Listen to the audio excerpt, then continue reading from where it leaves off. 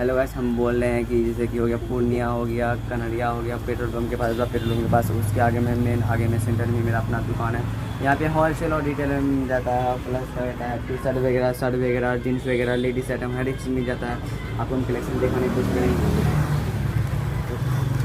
सब जीन्स हो गया और जेंट्स का जीन्स में मिल जाएगा आपको, और जैसे कि ये सब हो गया और कलेक्शन। और अपने पास होलसेल में टी शर्ट वगैरह इसमें मिल जाएगा, और हर एक आइटम में मिल जाएगा टी शर्ट वगैरह।